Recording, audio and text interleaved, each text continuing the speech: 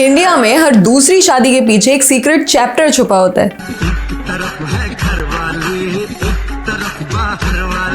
आज रंगे हाथों पकड़ा मैंने इसको। शादी की ये उसकी वाइफ है। और इनकी हिम्मत तो देखो, जब इनके अफेयर्स को रंगे हाथों पकड़ लिया जाता है तो थोड़ी शर्म करने की बजाय ये आंखों में आंखें डालकर ऐसे चढ़ कर आते हैं। किसके साथ? किसी के भी साथ आई हूँ। तुझे क्या मतलब है? और तू आया कैसे यहाँ पर, मुझे बता। आज ऐसे कितने केसेस निकल कर आते हैं जहाँ लोग अपनी बेटी की उम्र की लड़कियों के साथ में अफेयर्स चला रहे हैं। तेरे माँ बाप का है। बोल। तेरे तो मैं बैंक में जाऊंगी अम्मी।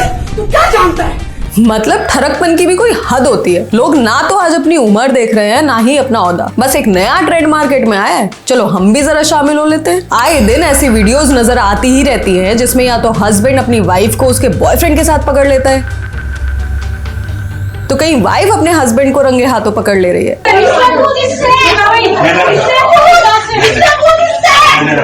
और ताज्जुब तो तब होता है जब इन्हें ऐसा करते में जरा बदनामी, जरा गिल्ट तक महसूस नहीं होता।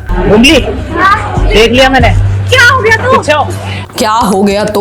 ये लेडी तो ऐसे कह रही है जैसे एक्स्ट्रा मैरिटल अफेयर रखना कोई गलत बात नहीं है, और गलत लगेगा भी कैसे। जिस तरह के सीरियल्स, पिक्चर्स देख देख कर ये लोग बड़े हुए हैं, उनमें ऐसे एक्स्ट्रा मैरिटल अफेयर्स को नॉर्मलाइज इतना कर दिया है कि लोगों को आज ये कोई बड़ी बात लगती ही नहीं है। बहुत सारी बॉलीवुड मूवीज में एक्स्ट्रा मैरिटल अफेयर्स को एक पैशनेट लव स्टोरी की तरह दिखाते हैं।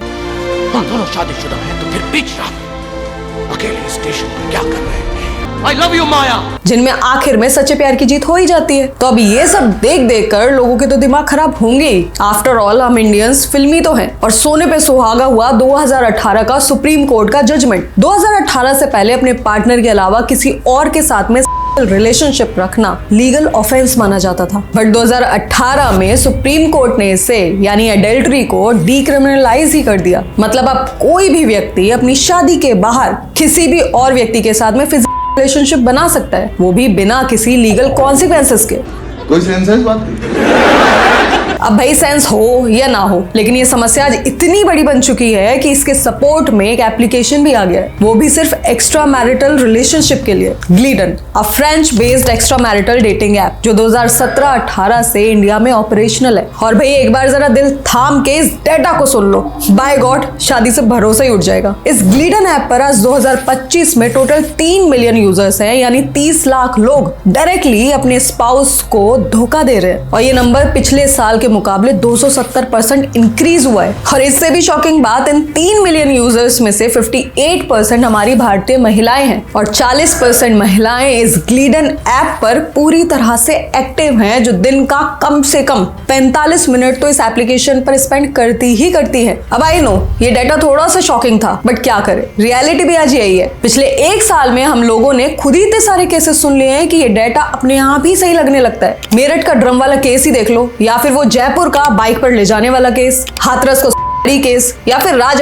केस, और भी ना जाने कितने ऐसे केसेस जिनकी आज तक कोई रिपोर्टिंग ही नहीं हुई है। अब इतने सारे केसेस को देखकर तो ये डाटा अपने आप ही सही दिखाई देने लगता है। अब आज कई सारे केसेस ऐसे भी हैं जिनमें यदि हस्बैंड अपनी वाइफ को उसके लवर के साथ में पकड़ लेता है तो उनकी शादी ही करवा डालता है। और कुछ केसेस ऐसे भी हैं जिसमें हस्बैंड्स अपनी वाइफ को छोड़कर किसी दूसरी औरत को करवा चौथ की शॉपिंग करा रहे होते हैं। आज कुछ औरतें होटल्स में मिल रही हैं, कुछ आदमी किसी दूसरे के घर में मिल रहे हैं, और ये सब आज हमें नजर आ पा रहा है सोशल मीडिया की वजह से। लेकिन इसका मतलब ये नहीं है कि पहले इस तरह की चीजें नहीं हुआ करती थी, बस पहले सामने नहीं आ पाया करती थी। पहले सिर्फ सेलिब्रिटीज की खबरें ही बाहर आती थी, जैसे कई बॉलीवुड सेलेब्स का अफेयर सबके सामने था और किसी को उनसे कोई प्रॉब्लम भी नहीं थी। और इस पर कुछ सेलिब्रिटीज के तो तर्क भी बड़े अलग है, ये सुनिए। See, my affair, my relationship with Coco Kohli was not there to hurt anybody or snatch away somebody's। आप देखिए ये जो वाइफ्स होती हैं वो हमेशा दूसरी औरत को गाली देती हैं, पर आप तो सोचो, see, I am not responsible to keep you happy, your husband is responsible, hold him first। अब इस बात पर ज्यादा टिप्पणी करना तो बेकार है, मगर हाँ आज ये सोचना बहुत जरूरी हो गया है कि आखिर ये सब हो क्यों रहा है। कौन है ये लोग, कहाँ से आते हैं ऐसे लोग जो अपने स्पाउस को, अपने शादी जैसे पवित्र बंधन को इस तरह से खराब करने पर तुल जाते हैं। सी अफेयर्स कोई स्पेसिफिक ग्रुप के नहीं है। गांव, शहर, middle class, lower middle class, rich, working, non working, love marriage, arrange marriage, हर कोई आज इसकी चपेट में है। लेकिन सवाल ये है कि आखिर क्यों? और अगर अब इतने सारे केसेस को देखकर आपको लग रहा है कि इस तरह के इंसिडेंट्स उत्तर प्रदेश, बिहार जैसे या फिर एनसीआर रीजन से ही ज्यादा निकल कर आते होंगे, तो जरा साउथ इंडिया वाले सावधान हो जाएं, क्योंकि एक और डेटिंग ऐप एशले मेडिसन की अभी इसी साल जुलाई की रिपोर्ट के हिसाब से तमिलनाडु का एक शहर Kanchipuram is known as the cheating capital of India. सबसे ज्यादा एक्स्ट्रा मैरिटल अफेयर्स उसी एरिया से रिपोर्ट हुए। अब इन अफेयर्स के पीछे रीजंस तो कई हो सकते हैं, लेकिन आजकल जो मेन रीजन है वो आई थिंक इमोशनल नेग्लेक्ट है। आजकल लोग बिजी ही इतने ज्यादा हैं। तुम्हें तो कभी फुर्सत ही नहीं मिली अपने काम से। उनके पास ना तो एक दूसरे की बात सुनने का टाइम है, ना ही समझने का। वक्त था तुम्हारे पास? कभी वक्त था? हाँ देव, मेरे पास वक्त नहीं था, because I work very hard.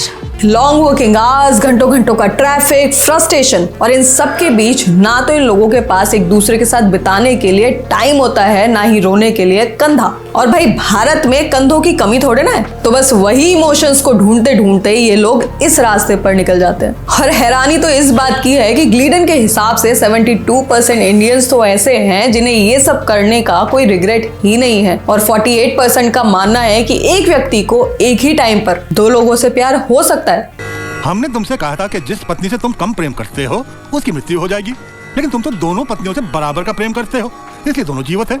Well, no comments on that. बहुत ही प्रतिभाशाली लोग हैं। खैर, इसके अलावा लैक ऑफ फिजिकल इंटीमेसी भी इन अफेयर्स का एक बहुत बड़ा रीजन है। शादी के कुछ सालों बाद लोगों के अंदर वो एक्साइटमेंट बिल्कुल रहता ही नहीं है, या अब उन्हें ये सब एक्साइटेड नहीं लगता, तो ऑब्वियसली दूसरा पार्टनर ये सब बाहर ढूंढने की कोशिश करता है। उनकी शादी बिल्कुल बोरिंग हो जाती है। एंड 77% भारतीय महिलाएं ये एक्सेप्ट भी करती हैं कि उनकी लाइफ मोनोटोनस या फिर बोरिंग हो गई थी, इसीलिए उन्होंने ये अफेयर का सहारा लिया। वेल, अब मुझे लगता है आजकल अरेंज्ड मैरिज का भी इसमें बहुत बड़ा रोल है। हमारे देश में आज भी अरेंज्ड मैरिज पर बहुत जोर दिया जाता है कि बस 1-2 मीटिंग में डिसाइड कर लो कि इस व्यक्ति के साथ तुम्हें पूरी जिंदगी बितानी है या नहीं बितानी, और बाद में यही डिसीजन इन कपल्स को गलत लगने लगता है, क्योंकि ना तो उनके ख्याल मैच करते हैं, ना ही उनकी कंपैटिबिलिटी। ऊपर से हमारी bold web series, movie, short films, इन्हें देख देख कर बाकी का रहा सहा दिमाग भी खराब हो जाता है। अपने पार्टनर को कंपेयर करना, कई बार पैसा, दौलत, शोहरत, लुक्स तक को कंपेयर कर देना, खुद को मॉडर्न और आज के जमाने का समझना, ये सब यही मूवीज, वेब सीरीज ही तो सिखाती हैं। तो अब इन सब की वजह से भी इन अफेयर्स का नंबर बढ़ता चला जा रहा है। और भाई ग्लीडन और एशले मेडिसन जैसे एप्स की वजह से ये सब करना आज इतना इजी और स्मूथ हो गया है कि लोग इस दलदल में फंसते ही चले जा रहे हैं, और इनका नंबर